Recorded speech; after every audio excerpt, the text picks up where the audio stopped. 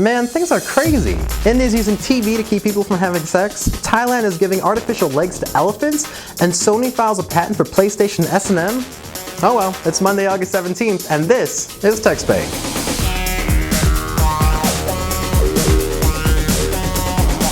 First up, in India, there's a bit of an overpopulation problem. Well, actually, it's crazy. It's so bad, in fact, that on this year's World Population Day, yeah, I never heard of it either, India's Minister of Health and Welfare came up with a possible solution to take care of India's exploding population.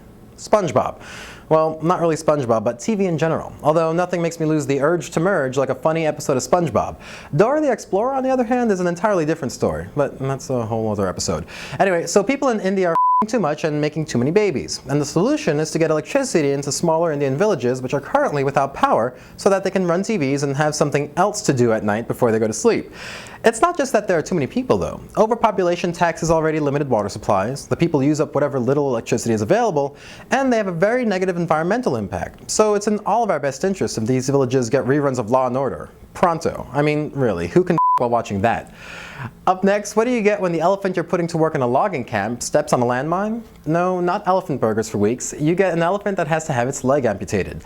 After the incident, the elephant was fitted with a temporary prosthetic, but now she's out strutting around on the permanent one created by the Prosthetic Foundation, which obviously also makes replacement limbs for humans. They had to put her under anesthesia for the operation, and it took enough for 70 people, and got her into the 2000 Guinness Book of World Records. It's amazing that they could do any of this, since it took all sorts of physical therapy to get her leg strong enough to use with a prosthetic limb. I mean, she's a friggin' elephant. But she's starting to walk around more and more on it and should be pretty much back to normal in no time. Aw.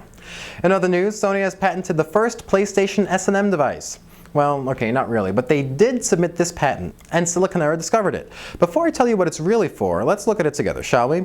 There's a PS3 on the bottom there. It's not a slim PS3, so whatever. There's a guy sitting alone laughing so hard that he's got to hold his sides. Oh, and there's a TV with a microphone and webcam on it, and a guy who looks like he's taking a machine with shoes on it and turning the crank to f*** himself with them. So, what is it really? Well, it's actually a method for detecting laughter while someone's watching a program. It's not clear if Sony ever fully developed the technology or what they plan on doing with it, but Andrew Yoon from Joystick came up with the possibility that if they could detect if someone's frustrated with a video game, they could make it easier. If they're bored, then they can make the game harder, and so on. That's all interesting, but I want to meet the guy who came up with that weird-ass drawing for the patent application. Seriously. Whoa. Well, that's it for today. If you haven't subscribed in iTunes or YouTube yet, you're missing out. You can't win anything in a contest we have on here if you don't subscribe. And something tells me we'll be giving out something pretty soon. Thanks for watching. I'm James Papadopoulos, and I'll see you next time.